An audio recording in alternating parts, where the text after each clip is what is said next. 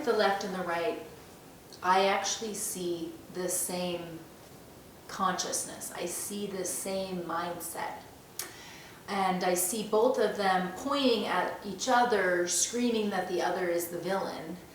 And it's fascinating to me because there's almost like this level of them both even going through the exact same kind of scenarios, and then they are then pointing at the other as the villain. But they, for instance, as we know, in 2016, the left went through the scenario of being like, this election is fraud and we won't have it. And then we get into now the right is going through the same thing.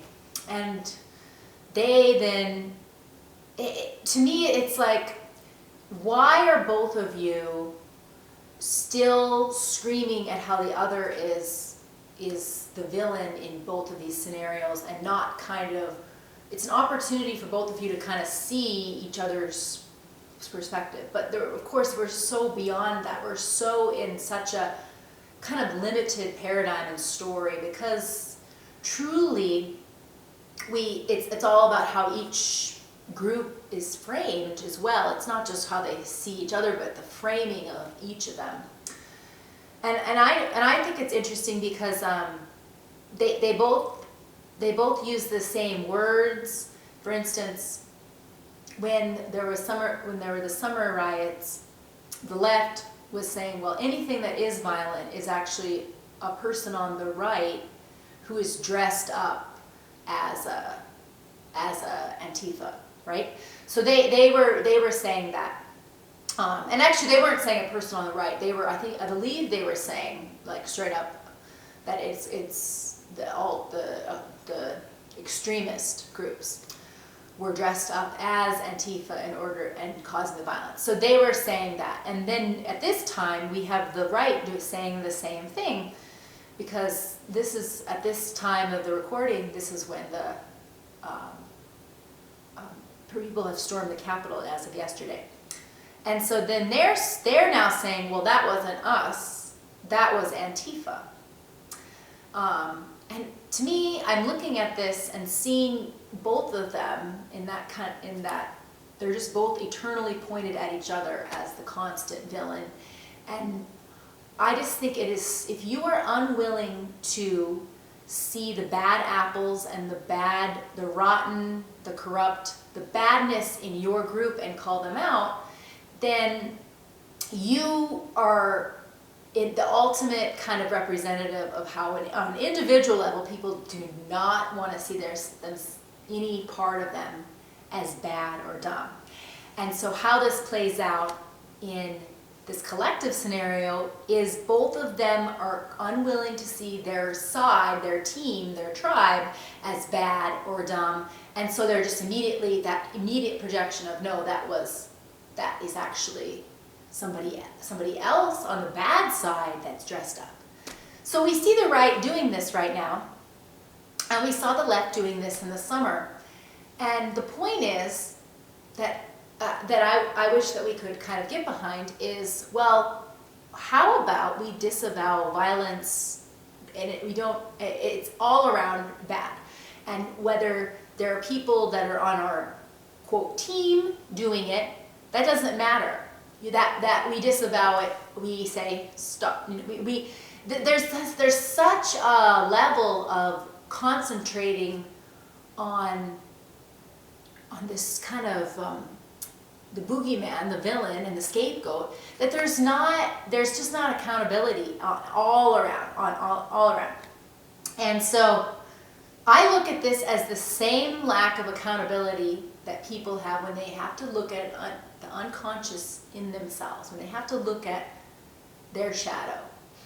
And the shadow side, just for a quick, the shadow side of a person isn't all bad just because of the word shadow. Sometimes it's just things you're unconscious of doing, like people pleasing actually can be a shadow side. You're unconscious of this weird kind of like, almost like overly subservient personality that creeps up. so the shadow can be, isn't always just you and your inner kind of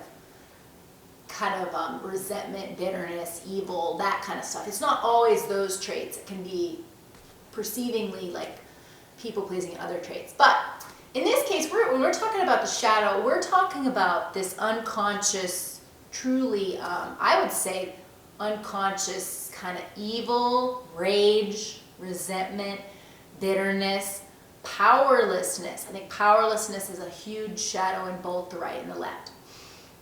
And so the left and the right, we also have these kind of characters associated with both the left and the right. For the right, we have really solidified it into white men with beards. There's an association of hick. There's an association of actually kind of poor, uneducated, resentful. I'd even go so far as to say they kind of have incel in there, of kind of that bitter man that is, and they kind of have that hunting, fishing. That's the stereotype. That's kind of the image of what they. And then notice the event that happened. It was everyone in the group was fitting that narrative. They were all in the same type of. They always tend to have the hunter gear, camping gear, not camping gear, that's dumb, but hunting jackets and beards and kind of that sloppy kind of look. And then they have American flags. But that's the current media's kind of, this is what that is. And then for the left, you'll see when the right is making fun of the left, it's always blue-haired, kind of gothic, kind of going in that line of they're people who are unhinged and look kind of that hot topic way sometimes, or just they never have attractive people on their side when they act like when they're freaking out about what the left's doing and the left's riots. They always have it be also like that slovenly, kind of hippy-dippy hipster, but always veering on the side of the extreme that shows a level of just that kind of level of unhinged, whether it's unhinged in expression of their voice or in the choices they make. It tends to be, that's how they're depicted. And to me, when I look at a kind of social justice warrior that has that look, and then I take the typical caricature of the other side, the right, to me they are both filled with the same exact consciousness. They are both very resentful kind of consciousnesses that are very similar, and in a weird way, I see them as both kind of like dominant people, like that kind of dominant personality, but that's gone into toxic dominance. Like it's gone into both toxic masculinity and toxic femininity. And so both of them are two sides of the same coin to me. Like I see a social justice warrior who is screaming about white men, and then I see a right side guy that's screaming about, screaming about, the social justice warriors, and that kind of, they both are screaming at each other and pointing. So that's the image I see. And then both of them truly do not have any desire. They're already completely certain. They're both completely, I have this completely dogmatic certainty, and they don't have any curiosity. I don't see either of them have any curiosity about what's going on, or even just looking beyond that, the scapegoat and the caricature that's painted. They don't kind of think, that's I want to dig into that, Anyway, and so both sides. Another thing is interesting is when you go through kind of karmic cycles, you notice that whatever you judged, you then are becoming. That kind of is, if you were judging somebody for being someone that was unemployed, or somebody who, or even it just there's all a matter of things. But say you were judging someone for being unemployed, and then it's like immediately the universe, or the world will put you in a spot where then you're unemployed, and you have to see things through their shoes. And that's actually, I think, kind of like that's kind of how the right and left are going through these kind of cycles. Because to me, when the left was crying about the 2016 election, the right had absolutely no empathy, sympathy. They just they didn't have any curiosity. They didn't want to understand the left. They just got smug, right? There was like a reversal of the left. The left was really smug leading up to the election that month, and then the right unexpectedly won, and then the left, when they were in tears, then the right kind of rose up and had this like smugness, right?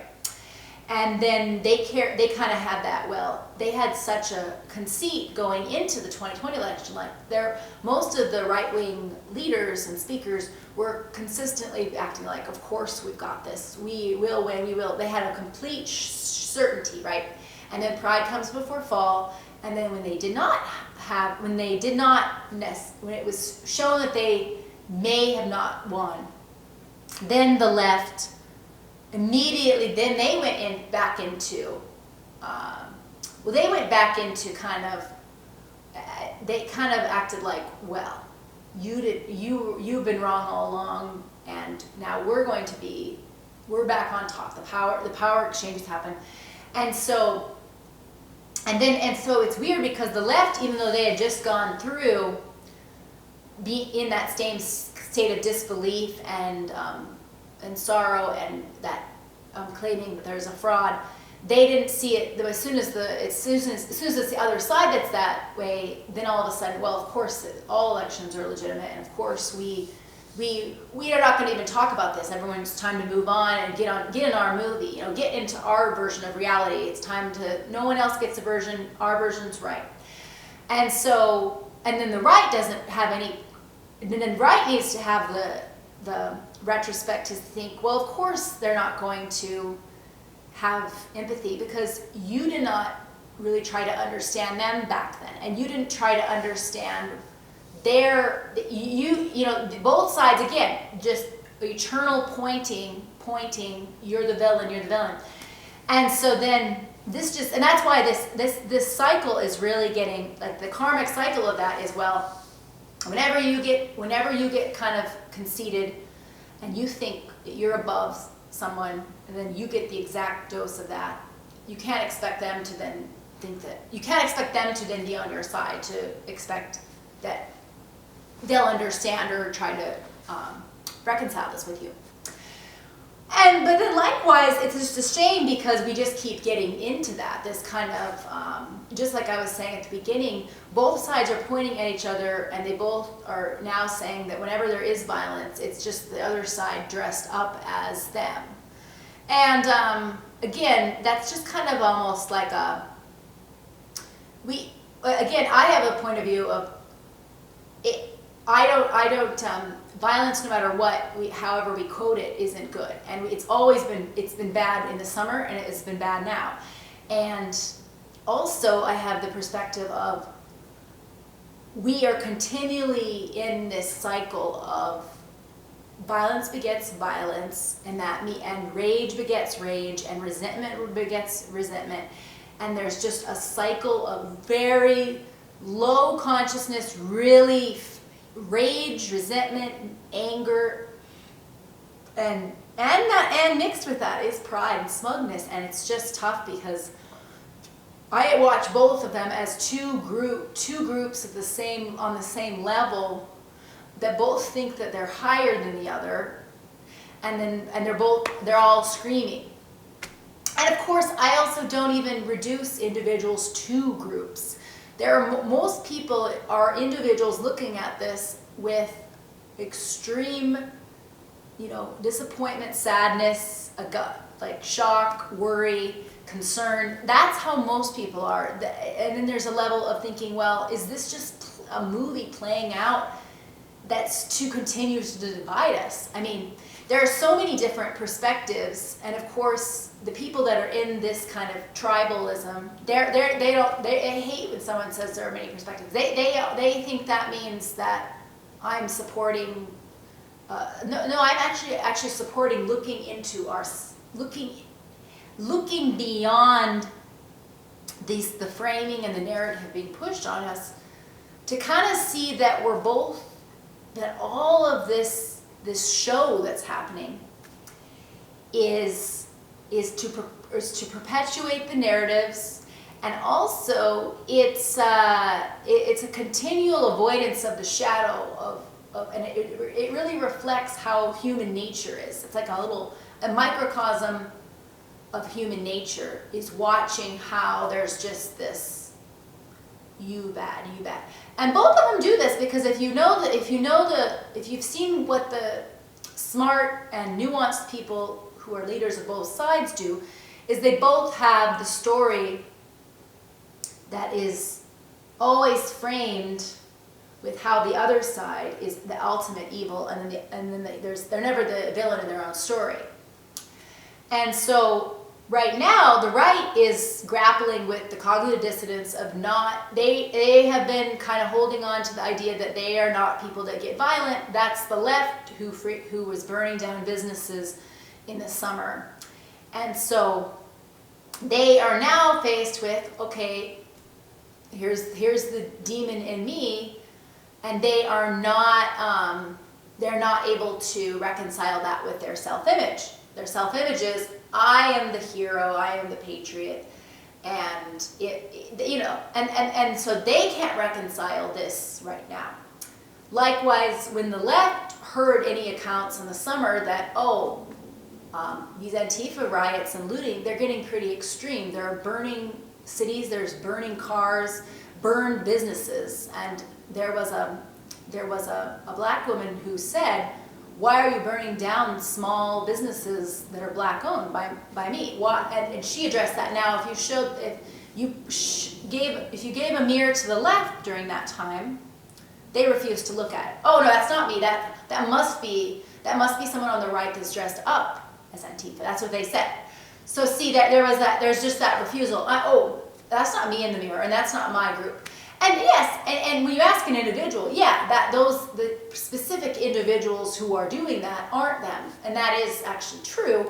However, there is this, you need to have values, both the right and the left, whereas no matter what side or who is on your team is doing, they're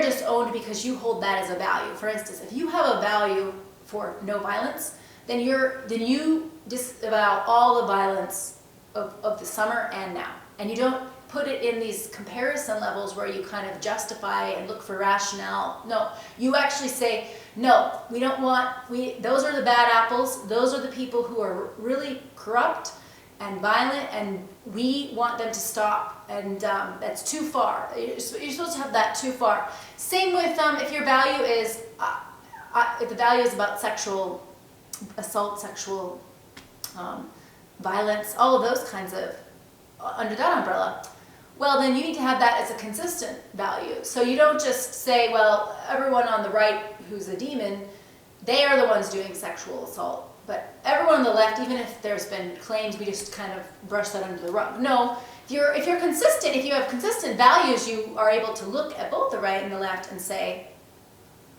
I don't like this conduct where we're rationalizing sexual violence or violence. I don't like how we're rationalizing this to suit our team. No, that's when we're getting out of that. That's getting to a level of tribalism that's just not.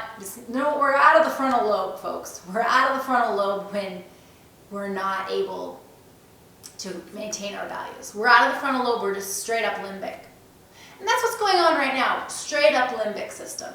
Everybody right now, we've seen it before, we saw it last summer, they're all in their limbic system, in that emotional charge, and bad, that team, bad. And then they're, letting us know, they're again asserting their positive self-image of how they are stunned and they're good and they're smart and look at the dumb. Like it's the same. It's so limbic system, because also the news loves us in our limbic system. The news wants us to be in that fear, emotion, tribe, very, very clinging to the tribe state.